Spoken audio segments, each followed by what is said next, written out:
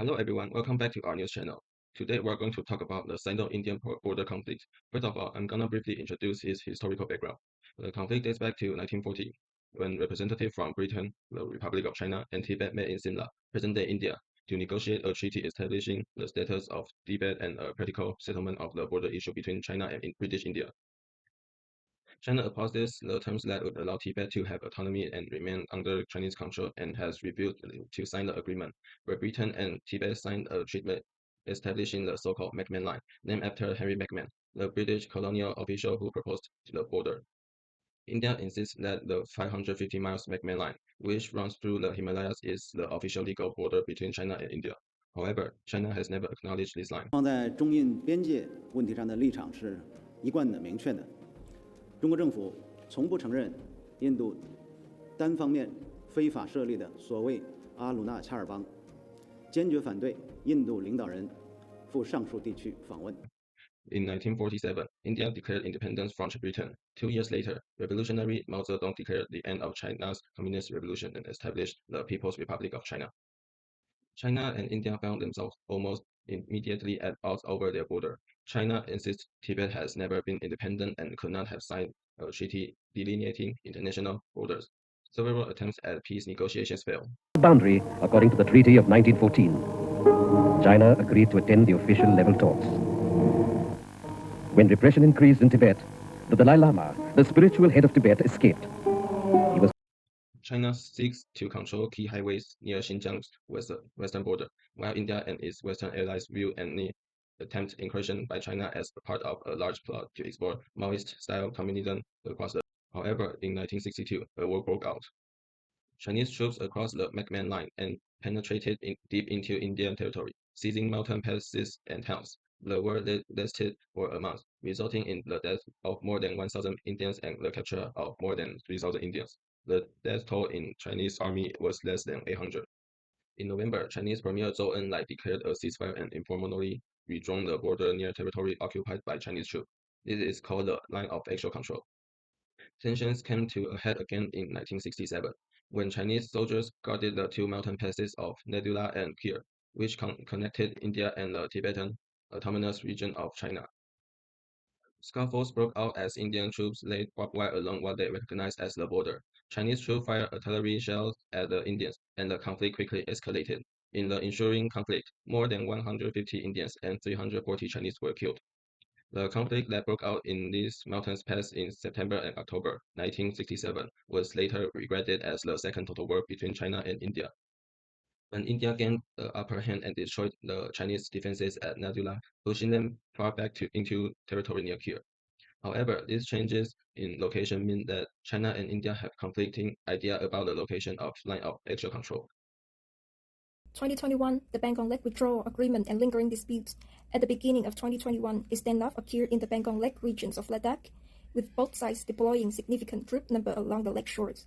India constructed roads and defensive positions in the area, while China increased surveillance infrastructures and built new outposts, leading to a deadlock. After multiple rounds of talk at the commander level, both sides reached an agreement in February to withdraw troops to their original positions and dismantle temporary structures. However, the agreement only applied to the Bangkok Lake area, leaving out a hot spot like the Galwan Valley and Depsang Plain unresolved.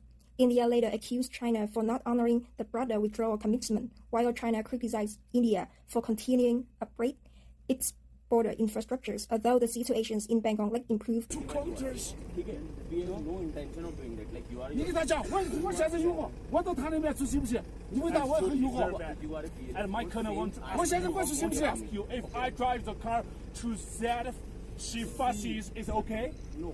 The fundamental issues remain unresolved. 2022 petrol crisis in Arunachal Pradesh. By late 2022, tensions flared in the eastern sector of the border, specifically in Arunachal Pradesh, referring to by China as South Tibet.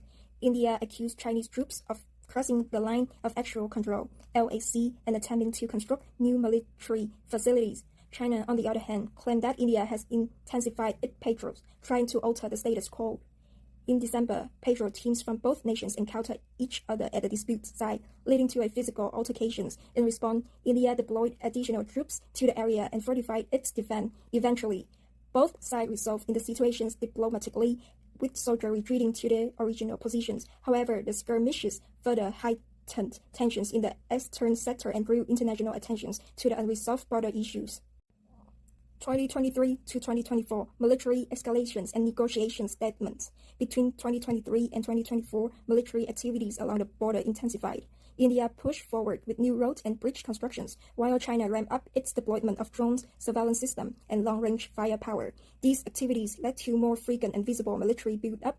Despite numerous rounds of high-level talks, no resolutions was reached. Key regions like Dapsang Plain in Ladakh and part of Arunachal Pradesh remain tense, with both sides keep troops in close proximity. This increased the risk of minor clashes, escalating into larger crisis. By the end of 2024, the statement continued to pose a major challenge to a bilateral relations. What really driving the tensions? Ongoing Sino-Indian border tensions aren't just about the land itself. They are tied to bigger strategic goal of both countries. For China, keeping its western border stable is key to advancing its Belt and Road initiative and ensuring the security in the Xinjiang area. For India, boosting its border defense is a way to push back against China's growing influence in the regions. On top of that, India's closest ties with the US and the alliances, like the Quad as part of the Indo-Pacific Strategy, make China feel increasingly concerned. Now we turn our attention to the future prospect of Sino-Indian border conflict, which can be analyzed in 3 stages. First, looking ahead to the short term, neither side seems willing to compromise on the border issue, meaning the confrontation is likely to continue. There may even be skirmishes. Negotiations may continue through bilateral mechanisms, but progress is expected to be slow and result limited. For now, the status quo is expected to remain unchanged. Looking to the medium-term prospect, strategic competition between the two countries is likely to escalate.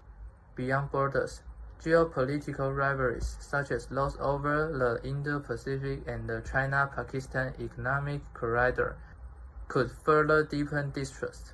Additionally, India is expected to strengthen ties with the United States, Japan, and other countries to counterbalance China, while China is likely to solidify its strategic partnership with Pakistan.